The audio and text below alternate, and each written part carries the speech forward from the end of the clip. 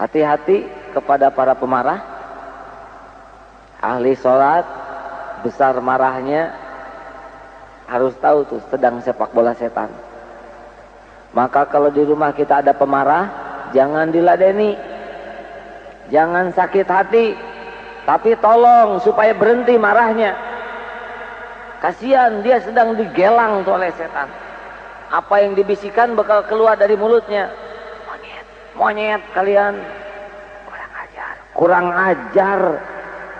Usir, usir, pergi dari sini.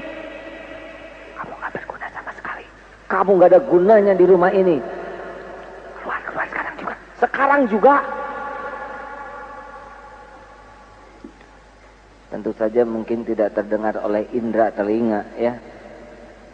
Tapi mesti kemarahan yang tidak terkendali ujungnya adalah mudarat, kehancuran, kehinaan, kesengsaraan, penyesalan. Imam Ghazali sudah mengajari lewat hadis-hadis Rasulullah SAW.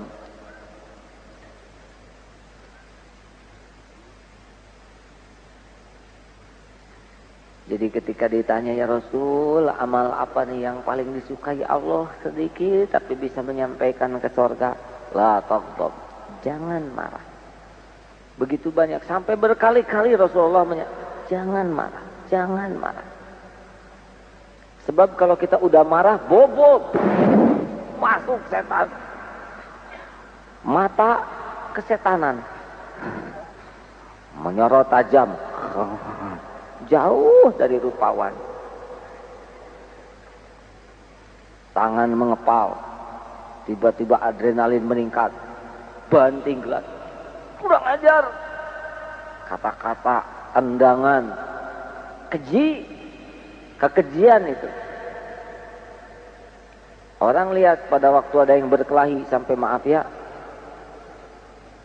dicungkil matanya, ditusuk waktu Pam Swakarsa itu, hidungnya ditusuk pakai besi beton, matanya dicungkil. Ini sudah biadab, kemarahan yang membuat orang jadi biadab. Ari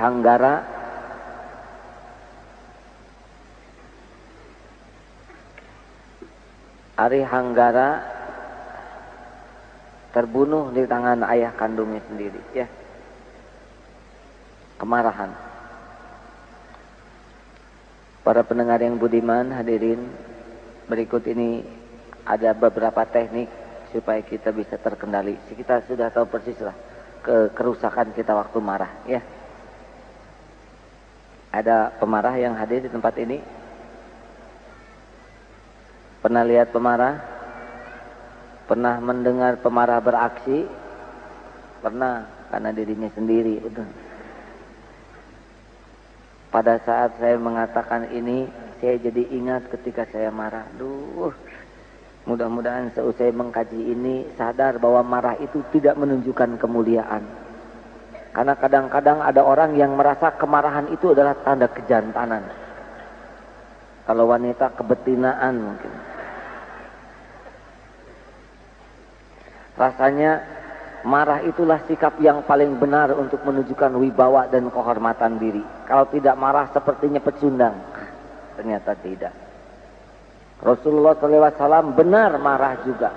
Tapi Rasul itu baru marah kalau Allah, agama yang diserang. Tapi kalau pribadi dihina, dinista, Rasulullah tidak marah.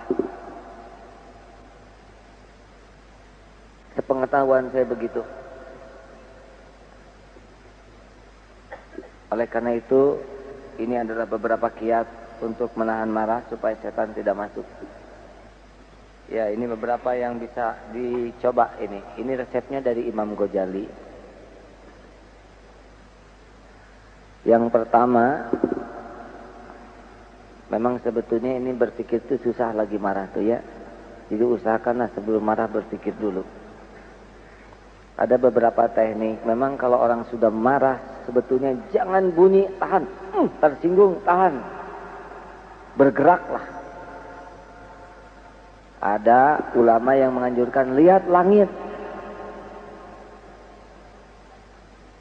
Langit yang lapang, luas, itu akan meringankan secara syariat ya.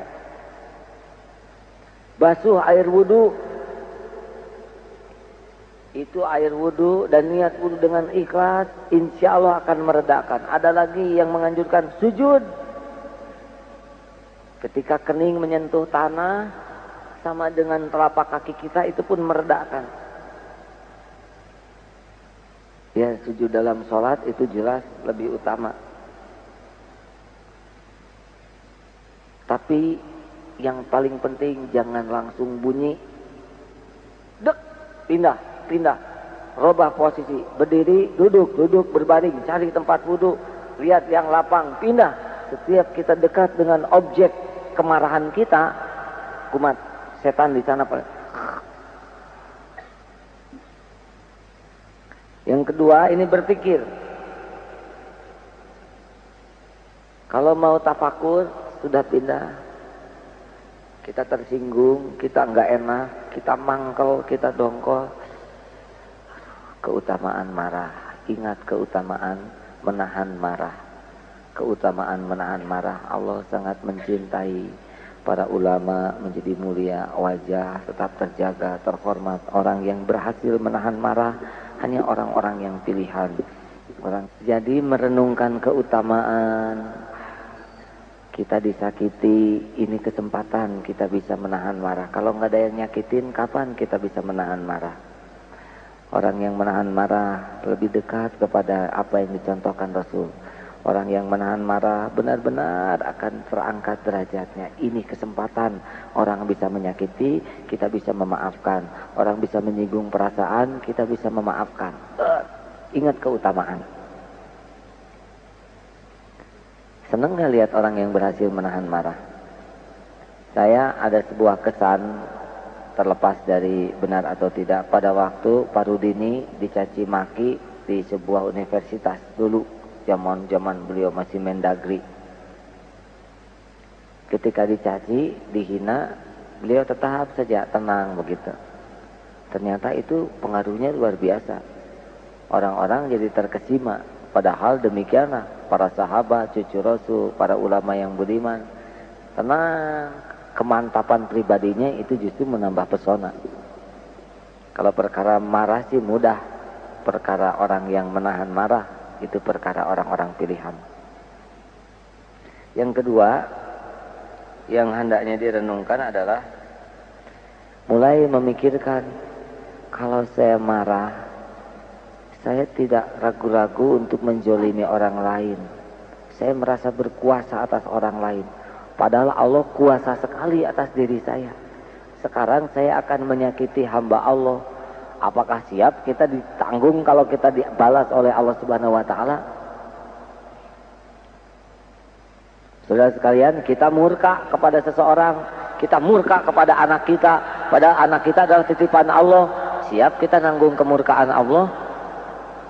Kita murka kepada orang yang membantu di rumah kita, padahal orang yang membantu di rumah kita adalah hamba yang Allah titipkan di rumah kita, yang harusnya kita didik, kita bantu, tapi kita zalim kepada mereka. Allah melihat, siap menanggung kemurkaan Allah. Mikir sekarang ya. Para guru murka kepada murid, kamu. Padahal murid itu dititipkan oleh Allah kepada guru sebagai ladang pahala buat guru. Tapi guru bersikap zalim. Misalkan ada yang begitu, siap menanggung kemurkaan Allah. Tapi udah murid ini bodoh. Kalau pinter ya murid yang jadi guru.